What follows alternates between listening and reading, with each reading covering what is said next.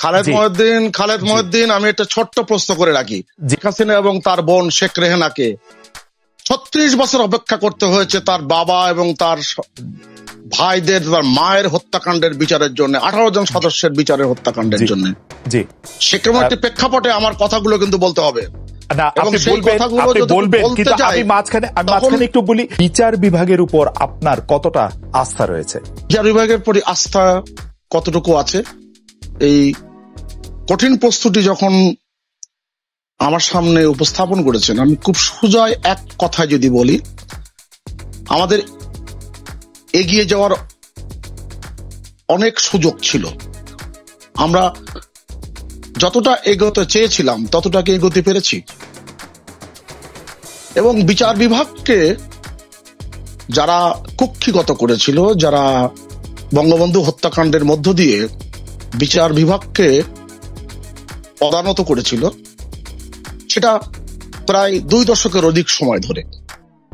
তারপরে 96 সালে যখন প্রধানমন্ত্রী রাষ্ট্র ক্ষমতায় আসেন, সরকার পরিচালনার দায়িত্বে আসেন, তিনি প্রথম যে দৃষ্টান্তটি স্থাপন করেন, জাতির পিতা বঙ্গবন্ধুর হত্যাকাণ্ডের যে মামলা, সেই মামলাটি তিনি বিশেষ আদালতে নেননি। অনেকগুলো ক্ষতের জায়গা কিন্তু এই জায়গায় রয়েছে। আপনি জানেন যে, খুব ভালো করে জানবেন, এখানে একজন সাবেক জেলা জজ রয়েছেন, তিনি আরো ভালো জানবেন। বঙ্গবন্ধু হত্যাকাণ্ডের তদন্ত কমিশনের জন্য 4 জন বিখ্যাত আইনজীবী, সেটা তার মধ্যে নোবেল পুরস্কার বিজয়ী একজন শন ম্যাকব্রাইড নামে ছিলেন, অ্যাব্রে রোজ ছিলেন। এরকম ব্যক্তি যখন তদন্ত কমিশন গঠন করেছিল, সেই তদন্ত করতে, বঙ্গবন্ধু হত্যাকাণ্ডের বিচারের তদন্ত করতে বাংলাদেশে আসতে চেয়েছিলেন 1980 সালে, তাদেরকে আসতে দেওয়া হয়নি। নিয়তির নিষ্ঠুর পরিহাস। তারপরও তিনি একেবারে স্বাভাবিক যে আদালত, যেটাকে আমরা সাধারণ ভাষায় বলি, সেই আদালতে বঙ্গবন্ধুর হত্যাকাণ্ডের বিচার শুরু হয়েছিল। এবং যুদ্ধাপরাধীর বিচারও কিন্তু বঙ্গবন্ধু কন্যা শেখ হাসিনা কোন এই স্বাভাবিক আদালতে সমস্ত সাক্ষীদের সুরক্ষা দিয়ে করেছেন। অতএব স্বাভাবিক কারণে এই যে ফিরে আসার যে জায়গাটি, সেটা কিন্তু একটা বিস্ময়কর অগ্রগতি। সেই জায়গা থেকে আপনি যদি বলেন যে গত 15 বছরে কতটুকু অগ্রগতি হয়েছে, সেই অগ্রগতির জায়গা আমরা অনেক ক্ষেত্রে দেখেছি। প্রান্তিক বিচ্যুতি তো আছেই, কেননা এই রাষ্ট্রের ব্যবস্থাপনার মধ্যে অনেকগুলো ভ্রান্তির জায়গা রয়েছে। সেটা কখন কোন জায়গায় হয়েছে, যদি আপনি আমাকে কথা বলার সময়, যদি আমি কথা বলার সুযোগ পাই, নিশ্চয়ই আমি প্রসঙ্গক্রমে কথাগুলো উত্থাপন করব। সুভাষদা, আপনি অতি চমৎকার ভাবে প্রেক্ষাপট বর্ণনা করলেন, বর্তমান অবস্থার মধ্যে আপনি আসলেন। আমি আবারও শুরুর প্রশ্নটা করতে চাই যে, বিচার বিভাগে আপনি অগ্রগতির জায়গাটা নিয়ে আপনি আপনার অবস্থান বলেছেন, কিন্তু বিচার বিভাগের প্রতি আপনার আস্থা রয়েছে কিনা, যদি আমি প্রশ্নটা আবার করি? সম্পূর্ণ। আপনি সেই মাস্টার মশাইয়ের মতন আমার একজন প্রিয় শিক্ষক ছিলেন। তিনি যখন তার নিজের মতো করে উত্তর তিনি পেতেন না, কিংবা সঠিক উত্তরটা পেতেন না বলে মনে করতেন, তিনি আমার ছাত্রকে বারবার একই প্রশ্ন করতেন। আপনি সেই আমার মাস্টার মশাইয়ের মতোই প্রশ্ন করলেন। আমি খুব খোলামেলা বলি, আপনি যদি সার্বিকভাবে বিচার করেন, সারা বিশ্বের বিচার ব্যবস্থার প্রতি বিচার করেন, দক্ষিণ এশিয়ার বিচার ব্যবস্থা নিয়ে যদি হিসাব করেন, আপনি দেখবেন বাংলাদেশের অগ্রগতি দৃশ্যমান। আপনি যেটি বলতে শুরু করেছিলেন, সেটি আমি যদ্দূর শুনলাম যে আপনার সম্পূর্ণ আস্থা রয়েছে বিচার বিভাগের উপর। আমি আস্থা অনাস্থার যে প্রসঙ্গগুলো বারবার আসে, সেই প্রসঙ্গগুলো আনাটার ভিতরে কিন্তু প্রশ্ন রয়েছে। সেই প্রশ্নটা নিশ্চয়ই কথা বলা কেবল শুরু হলো। কথা বলা শুরু হয়েছে, আমার মনে হয় সুযোগ পায়। আমার মনে হয় যে আমি প্রশ্নটা আপনার কাছে আরেকটু ইলাবোরেট করি, আপনার মাস্টার মশাইয়ের মতো একই প্রশ্ন বারবার না করে একটু ইলাবোরেট করি। যে আপনি বলছেন বিচার বিভাগের প্রতি আপনার সম্পূর্ণ আস্থা রয়েছে, কিন্তু আমরা কিন্তু দেখেছি যে আওয়ামী লীগের প্রেসিডিয়ামের একজন সদস্য জনাব রাজ্জাক বলেছিলেন যে আসলে বিএনপিকে অফার দেওয়া হয়েছিল যে তোমরা যদি নির্বাচনে আসো তাহলে এই জেলখানায় থাকতে হবে না, এবং সেই কথাকে পরে অবশ্য বলা হয়েছে যেটা রাজ্জাক সাহেবের নিজের কথা, এবং তিনিও তার নিজের কথাকে একরকম সংশোধন করেছেন। কিন্তু আমরা কিন্তু দেখেছি এই ধরনের ঘটনা শাহজাহান ওমরের ক্ষেত্রে ঘটেছে। শাহজাহান ওমর সাহেব আসলে শুধু জামিন পেয়েছেন তাই না, তিনি আজকে একজন সংসদ সদস্য এবং তিনি নৌকা মার্কা নিয়ে নির্বাচন করেছেন। আমরা কিন্তু দেখেছি যে কি মামলায় মির্জা ফখরুল ইসলাম আলমগীর এবং বিএনপি সহ বিএনপি নেতৃবৃন্দের আসলে বিচার হয়নি। আমরা দেখেছি যে মামলা প্রসিকিউশন সহ গায়েবী মামলা, নির্বাচনের আগে মামলা, এগুলি বিভিন্ন বিষয়গুলি দেখেই আমার কাছে মনে হয়েছে যে বিচার বিভাগের প্রতি আস্থা রাখা, আপনি জানেন আমার আপনার দুজনের, বা ডক্টর সাজু আছেন এখানে, তারও শিক্ষক আবুল কাসেম ফজলুল হক তার ছেলে মারা যাওয়ার পরও বলেছিলেন যে আমি আসলে কারো কাছে বিচার চাই না, আমার আসলে বিচার চাইবার কোনো জায়গা নাই। তো এই খালেদ মহিউদ্দিন আমি একটা ছোট্ট প্রশ্ন করে রাখি, শেখ হাসিনা এবং তার বোন শেখ রেহেনাকে 36 বছর অপেক্ষা করতে হয়েছে তার বাবা এবং তার ভাইদের, তার মায়ের হত্যাকাণ্ডের বিচারের জন্য, 18 জন সদস্যের বিচারের হত্যাকাণ্ডের জন্য। জি, সেরকম একটি প্রেক্ষাপটে আমার কথাগুলো কিন্তু বলতে হবে। আপনি বলবেন, কিন্তু আমি মাঝখানে একটু বলি যে 36 বছর অপেক্ষা করতে হয়েছিল বলেই শেখ হাসিনা তার বোন শেখ রেহানা কিন্তু জাতির কাছে এই প্রতিজ্ঞা করেছিলেন, জাতিকে এই আশা দেখিয়েছিলেন যে আর কাউকে এই অপেক্ষা করতে হবে না। আজকে আমাদের আইনমন্ত্রীর মুখে শুনতে হবে না সাগর রুনির মামলার বিচারের জন্য 50 বছরও হইলেও অপেক্ষা করতে হবে। উনি কিন্তু এই প্রতিশ্রুতি আমাদের দিয়েছিলেন। আপনার মনে আছে যে আমাদের আসলে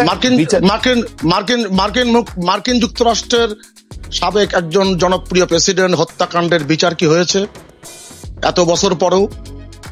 আপনাকে তো প্রশ্ন করা যায় না, সঞ্চালককে প্রশ্ন করার রীতি নাই। আপনি কি জন এফ কেনেডির হত্যাকাণ্ডের কথা বলছেন? অবশ্যই। আচ্ছা, হ্যাঁ, অবশ্যই। আচ্ছা, অনেকগুলো বিষয় হত্যাকাণ্ডের বিচার হয়নি, কিন্তু চার্জশিট দেয়া কি আটকে আছে? আপনি এই যে কথাগুলো যে আপনি তুলছেন, আপনি যদি ছিদ্র অন্বেষণ যদি করতে চান অনেক ছিদ্র পেয়ে যাবেন। যেই ব্যাপারে বাংলাদেশের স্বাধীন বিচার কমিশন থেকে শুরু করে আজকের বাংলাদেশের যে অগ্রগতির জায়গাটি, সেটাকে ভাববেন। এবং আপনি ডক্টর রাজ্জাকের কথা প্রসঙ্গ যখন আনেন, আপনি যদি রাজনৈতিক প্রসঙ্গ, রাজনৈতিক নেতাদের বক্তৃতা, মেঠো বক্তৃতা, বিভিন্ন খণ্ডিত বক্তৃতা এবং খণ্ডিত অংশ উপস্থাপন যখন হয়, তখন কিন্তু ভ্রান্তির জায়গা তৈরি হয়। ডক্টর রাজ্জাকের বিষয়টা কিন্তু সামনে আসেনি।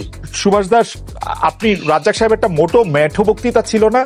আর আমার কাছে মনে হয় রাজ্জাক সাহেব যা বলেছেন তার প্রমাণ আমরা দেখেছি জনাব শাহজাহান ওমরের এমপি হওয়ার মাঝখান থেকে, তার প্রমাণ আমরা দেখেছি মির্জা ফখরুল ইসলাম আলমগীরের এখনো জামিন না হওয়া থেকে। মির্জা ফখরুল ইসলাম আলমগীর একজন মানে এরকম জামিন হয়নি মির্জা ফখরুল ইসলাম আলমগীরের।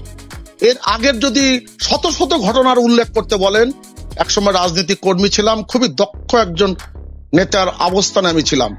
আমি অন্তত 200 জনের নাম বলতে পারবো জামাত বিএনপি শাসন আমলের সময় বাংলাদেশে কি ঘটেছে। বিএনপি লোকেরা সুভাষ দা 2000 লোকের নাম বলতে পারবে, কিন্তু আসলে তো আওয়ামী লীগের তফাৎটা তাহলে কোথায় হলো? মানে আপনি যে না, অবশ্যই অনেক তফাৎ। এখন তফাৎটা যদি আপনি দক্ষতা দিয়ে, আপনার পাণ্ডিত্যের তেজস্ক্রিয়তা দিয়ে যদি আপনি ঢেকে রাখতে চান, সেটা ভিন্ন কথা। কিংবা আপনি অনুষ্ঠানে যদি প্রশ্ন করার জন্য বলে থাকেন, সেটাও ভিন্ন কথা। আমি খুব খোলাখুলি বলি, আপনি যদি আওয়ামী লীগ সরকারের গত 15 বছরের সাথে আপনি জামাত বিএনপির শাসন আমলের পিছনের ইতিহাসগুলো যদি তুলনা করেন, মনে করব যে আপনি যদি সঠিক অর্থে তুলনা করেন, নির্মমভাবে করেন, আপনি দেখবেন অনেক পার্থক্য, অগ্রগতির জায়গা অনেক দৃশ্যমান।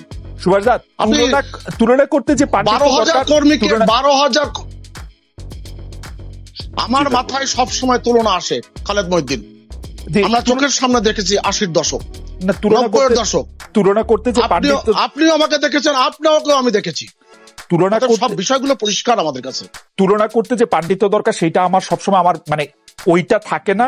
কিন্তু আমি বলতে চাই যে এই 15 বছরের বাস্তবতা বাকি সময়ের বাস্তবতা থেকে আলাদা। এই সময় বিচার বিভাগ আলাদা হয়েছে। এই সময়ের মধ্যে থেকে আমরা অনেক বেশি রাজনৈতিক প্রভাবে প্রভাবিত হতে দেখছি বিচার বিভাগকে। সেটি আগের চেয়ে তুলনায় কম কি বেশি সেটি নিয়ে একটি একাডেমিক আলোচনা হতে পারে, কিন্তু বর্তমানে আমরা কি পেলাম সেই জায়গায় যদি আমরা কথায় থাকি সুভাষ, আমাদের সুবিধা হয়। আমি কথায় থাকছি। আমি আপনাকে চিনি, আপনার কথার মর্মার্থ আমি সবসময় মর্মে ধারণ করতে পারি। আমার এটা পরিষ্কার, আর কেউ না পারলো খালেদ মহিউদ্দিনের কথার মর্মার্থ আমি বুঝি। আমি খুব খোলামেলা বলি, আপনি যতভাবেই বলেন না কেন, আপনি শাসন আমল যদি তুলনা করেন, বিচার ব্যবস্থাপনা যদি তুলনা করেন, আপনার অগ্রগতি দৃশ্যমান। আপনি শাহজাহান ওমরের কথা বলছেন, শাহজাহান ওমর একজন বীর মুক্তিযোদ্ধা, বীরুত্তম, এবং তার বিরুদ্ধে যে মামলা, রাজনৈতিক মামলা অনেক ক্ষেত্রে বিভিন্ন সময় বাংলাদেশে ঘটেছে, এবং সবকটি যে সঠিক মামলা হয় কিংবা কোনো কোনো ক্ষেত্রে রাজনৈতিক ভাবে মামলাটি হয় সেটাও আমরা সব জানি, মেনে নিলাম। কিন্তু তার জামিন পাওয়ার বাধাটা কোথায়, একজন জজ সাহেব এখানে আছে, সেটা তিনি ভালো করে বলবেন। ওকে, তার জামিন পাওয়ার বাধাটা কোথায়, তার জামিন পাওয়ার বাধা নিয়ে আমরা উত্তর পাচ্ছি। আচ্ছা, জনাব সুভাষ সিংহ রায়, আপনি একটু ভেবে বলবেন, আমরা একটু জজ সাহেবের কাছে যাই, আপনি একটু ভেবে বলবেন যে মির্জা ফখরুল ইসলাম আলমগীরের জামিন পাওয়ার বাধাটা কোথায়, সেটাও আপনি আমাদেরকে একটু বলবেন। আমরা একটু জনাব শাহজাহান সাজু আপনার কাছে যেতে চাই। জনাব শাহজাহান সাজু, আমরা আসলে বিচার বিভাগের নানা রকম সমালোচনা করি, কিন্তু আমরা দেখি যে বিচার বিভাগ আলাদা হওয়ার পর থেকে বিচারকদের যে পরিমাণ ক্ষমতা, যে জায়গা, যে আওতা দেয়া হয়েছে, সেটি বাংলাদেশের সংবিধান স্বীকৃত একটি ক্ষমতা, কিন্তু বিচারকরা আমরা প্রায়ই দেখি যে এই ক্ষমতার চর্চা করেন না। অনেক সময় তারা এটা বলেন যে আসলে এটা করা যায় না। কিন্তু আমি অনেকের কাছে শুনেছি যে এটা বিচারকদের ব্যক্তিগত দুর্বলতার কারণে এটি হয়ে থাকে, এবং তারা তাদের ব্যক্তিগত দুর্বলতাকে একটি রাজনৈতিক রং দিয়ে ঢাকতে চান।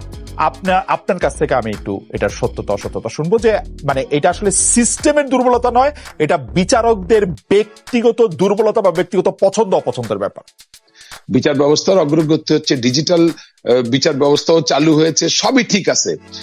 এখন ঘটনা হচ্ছে আমাদের এই সাউথ এশিয়ান কান্ট্রিজে, বিশেষ করে বাংলাদেশ, ইন্ডিয়া, পাকিস্তান বা মায়ানমার যে দেশগুলো আছে, এই দেশগুলোতে বিচার ব্যবস্থা আসলে আমরা ব্রিটিশ থেকে ইনহেরিট করেছি, এবং এই বিচার ব্যবস্থায় ব্যক্তির চাইতে সরকার কি চায় তার উপরে নির্ভর করে বিচার ব্যবস্থার অনেক কিছু। কারণ একটা প্রতিটি মামলার ক্ষেত্রে, যেমন শাহজাহান ওমরের কথা আসলো, তো উনার মামলার ক্ষেত্রে কি হলো, সরকার কি চায় বলে, সেটা কেমন সরকার চায়, তাহলে সরকারের কথায় বিচারক চলে? নো, সেটা আমি ঠিক এইভাবে বলবো না। ওইখানে সরকারের পক্ষ থেকে যে পাবলিক প্রসিকিউটর থাকে, জজ কিন্তু ডিফেন্সের কথাও শোনেন আর প্রসিকিউশনের কথাও শোনেন। তো সেইখানে প্রসিকিউশন হচ্ছে গভর্নমেন্ট, আর ডিফেন্স তো সে আসামি নিজের পক্ষেই থাকে।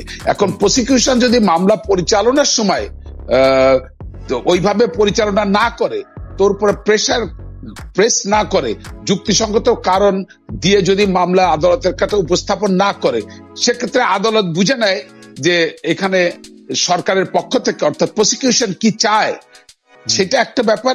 দ্বিতীয় ব্যাপার হচ্ছে আমাদের এই বিচার ব্যবস্থায়, বিচার বিভাগ মানে নভেম্বরের 2007 সালের নভেম্বরে যখন বিচার বিভাগটা পৃথক হয়েছে, এটা ঠিকই আছে, কিন্তু বিচারকের নিয়ন্ত্রণটা কিন্তু এখনো সরকারের হাতে। আমি বলবো আমার দৃষ্টিতে এখন 90% বা তার বেশিও হতে পারে, কারণ আমাদের আইন মন্ত্রণালয় থেকে যেই প্রস্তাবটি, যেই জজকে বদলি করার জন্য মহামান্য সুপ্রিম কোর্টে আমাদের পাঠানো হয়, সেখানে এখন আগে কিছু ছিল। আমার আসলে দুটি প্রশ্ন আছে আপনি এই প্রসঙ্গে আসার আগে, এটা খুব গুরুত্বপূর্ণ প্রসঙ্গ। এক হচ্ছে যে আপনি বলছেন যে বিচারক আসলে খেয়াল করে যে সরকার কি চায় প্রসিকিউশনের থ্রুতে, প্রসিকিউশন যখন তার কেস প্রকাশ করে তখন তার প্রসিকিউশনের থ্রুতে সে সরকারের চাওয়াটা বুঝতে চেষ্টা করে। তাহলে তো আমাদের একজন বিচারক দরকার নাই, আসলে আমাদের একটা সফটওয়্যার দরকার, প্রসিকিউশনে বুঝে সে সফটওয়্যার সেরকম করে করবে। দ্বিতীয় কথা হলো, আপনি শাহজাহান ওমর সাহেবের কথা বলছিলেন, আমরা কিন্তু দেখেছি শাহজাহান ওমর সাহেবের জামিন দেওয়া বা মির্জা ফখরুল ইসলাম আলমগীরের জামিন না দেওয়া বিচারকরাই করছেন। তা আমরা এটা আসলে সরকারকে কেমনে এটার মধ্যে দায়ী করব, এবং যেই বিচার বিভাগ আসলে স্বাধীন? শুনেন, সেটা হচ্ছে এই যে প্রসিকিউশনের কথা শুনে বিচারক রায় দেয়, এটা মনে হচ্ছে আপাত দৃষ্টিতে, কিন্তু যেই বিচারক রায় দেয়, আপনাকে এর আগে একটা টকশোতে আমি বলেছি যে আজকে কোন বিচারকের বদলি, পদোন্নতি, কর্মস্থল নির্ধারণ, এগুলা সুপ্রিম কোর্টের সাথে পরামর্শ করে আইন মন্ত্রণালয় করে থাকে। এখন একজন বিচারকের যে প্রস্তাব হাইকোর্টে যায়, আগে আমরা দেখেছি হাইকোর্টের বিচার যখন প্রস্তাব যেত অনেক চেঞ্জ হতো, এখন চেঞ্জটা অনেক কম হয়। আর আমি একটা বলেছি পিরোজপুরের ঘটনা কিভাবে হয়েছে, বদলি কিভাবে করেছে, একই দিনে স্ট্যান্ড রিলিজ, একই দিনে বদলি, একজন যুগ্ম জেলা জজকে দায়িত্ব দিয়ে জেলা জজের অর্ডার চেঞ্জ করে দিয়ে জামিন দেওয়া হয়েছে। তো ঘটনাটা হচ্ছে আপনার ব্রাউনবাড়িয়ার ঘটনা আপনি দেখেছেন, সেখানে কি হয়েছে বিচার, সেখানে কিন্তু যারা রাজনীতির সাথে সম্পৃক্ত তাদের কিন্তু কিছু হয়নি, বিচারকটাই আতঙ্কিত হয়েছে।